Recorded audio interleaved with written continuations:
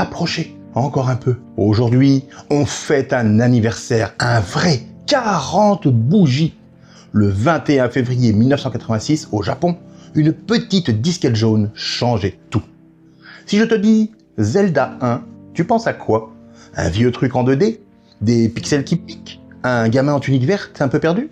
Sauf qu'en 2026, alors que le monde du jeu vidéo court après le réalisme total, ce vieux morceau de code reste le patron, le maître étalon. Et là, j'ai un pacte simple. Si à la fin de cette vidéo, tu te dis « Ok, je comprends pourquoi ça a tout changé », tu t'abonnes. Deal? Et je vais te dire pourquoi, 40 ans après, on n'a toujours pas fait mieux que ce silence initial. Imagine, on est en 1986, tu lances le jeu et là, rien. Pas de cinématique de 10 minutes, pas de tutoriel qui t'explique comment bouger la caméra, pas de point d'exclamation au-dessus d'un PNJ, juste un gamin, un écran et 3 chemins. C'est tout. Et c'est là que le génie de Shigeru Miyamoto te saute à la gorge. Il te donne pas une mission, il te donne une liberté. Tu entres dans cette grotte, un vieux te file une épée, et après, débrouille-toi. C'est ça, le miracle Zelda. Le jeu te fait confiance. Il parie sur ton intelligence, sur ta curiosité, sur ton envie de découper tous les buissons pour voir ce qui se cache. Aujourd'hui, on parle beaucoup de open world. On nous vend des cartes immenses, remplies de travail à faire, comme une liste de courses. Zelda 1, c'était déjà un vrai open world, mais sans la paperasse. Tu n'avais pas de GPS, tu avais ton cerveau. Tu dessinais ta carte sur un papier millimétré, t'en parlais dans la cour de récré. « Hey, t'as vu le mur qui explose là sur l'écran A4 ?» C'était le premier réseau social du jeu vidéo, l'échange de secrets. Regarde bien, pourquoi tu crois que Breath of the Wild a été un choc en 2017 ?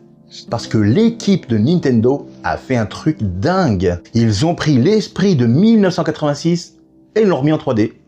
C'est le même ADN, la même sensation de vertige quand tu vois l'horizon. La même envie de te dire « Je parie qu'il y a un truc là-bas ».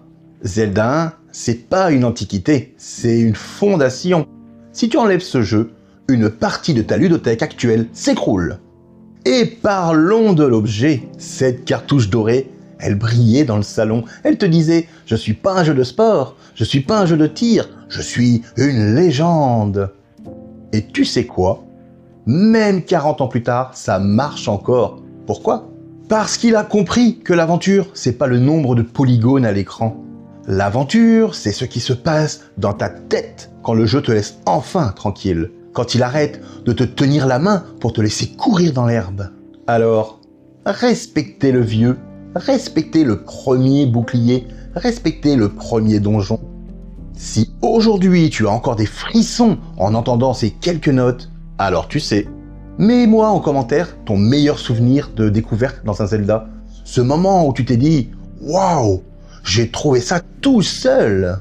Et si on a tenu le pacte, si tu comprends mieux pourquoi Zelda 1 est une boussole, tu t'abonnes.